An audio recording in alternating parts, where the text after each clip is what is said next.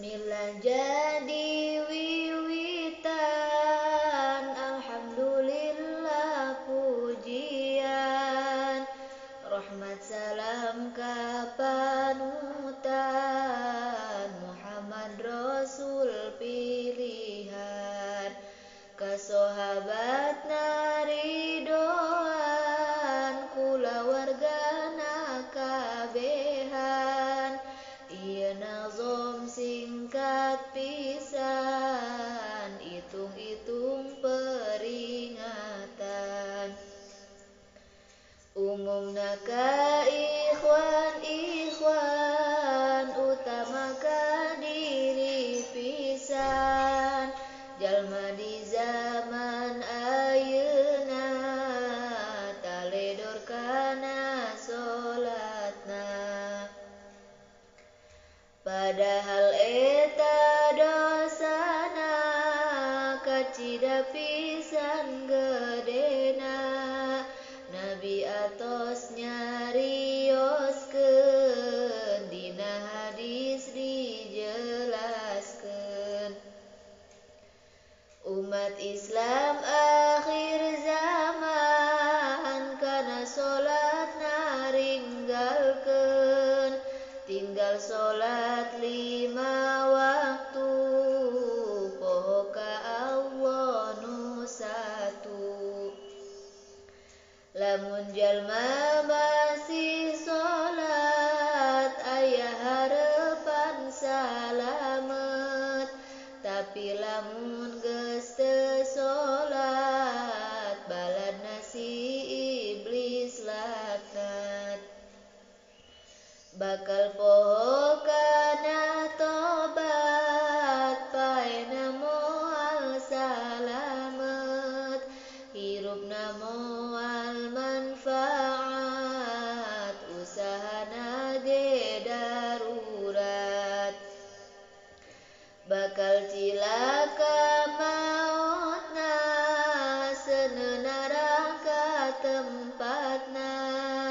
Jalma anu tara solat, rugina dunya akhirat.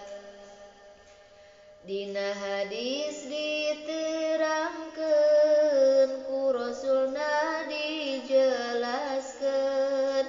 Nu sok taledor solatna, 15 siksaana. Genep siksaan dunyana, 3 di waktu mautna. 3 di jero kuburna, mangka urang sing paurna.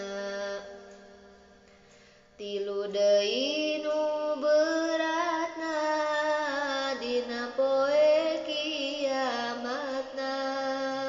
Siksa anu di dunyana, diangkat berkah umurna. Kadua kucel beungeutna, teu aya sinar wajahna.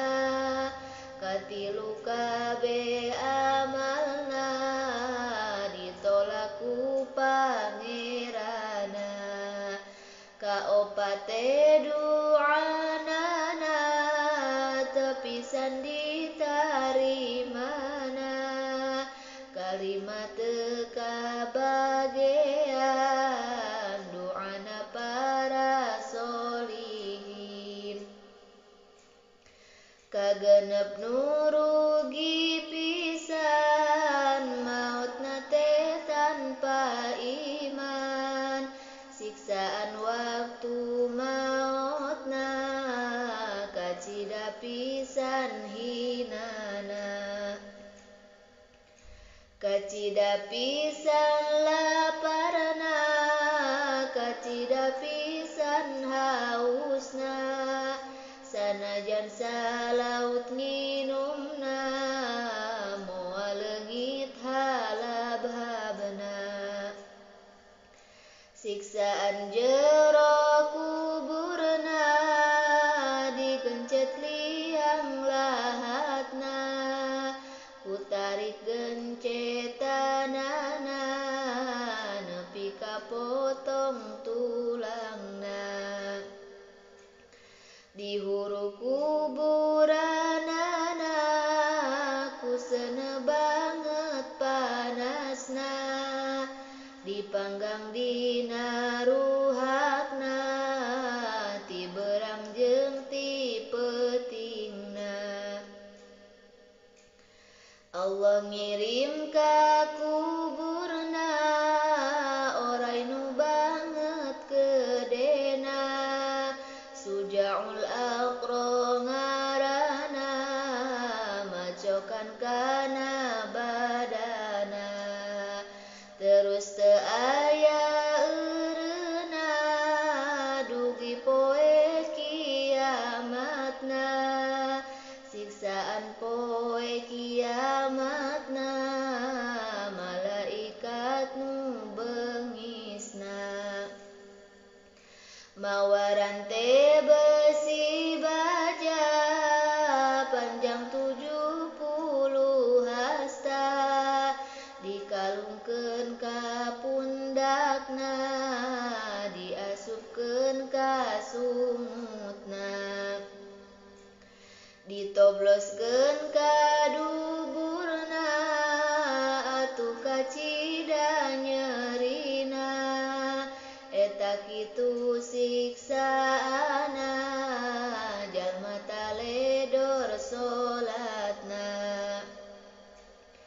Jibril turun ka rasulna nyandak wahyu ka nabina ya Muhammad perhatikeun wahyu ti Allah regepkeun Allah moal narimana ti jalma tara solatna puasana sodaqona teu ditampa sadayana kitu deui jeung hajina wala amalna zakatna sagala rupa amalna Allah ma moal narimana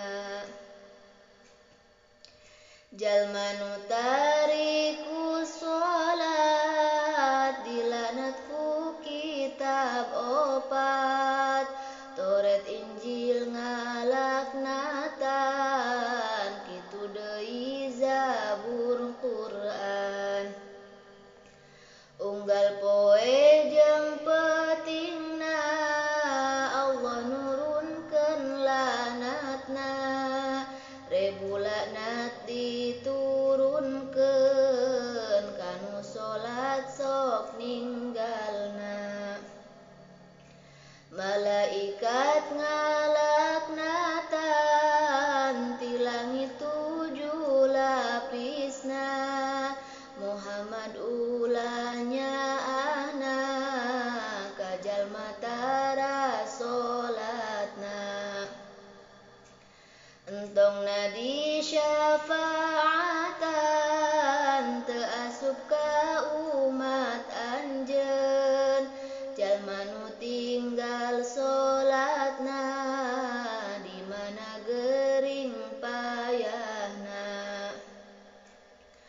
ku anjeun tong dilayatna sabab deukeut jeung iblisna ulah nganter jenazahna bisi kabawa laknatna ulah salam ka manehna ulah dibere daharna ulah dibere nginumna ulah sobat jeung manehna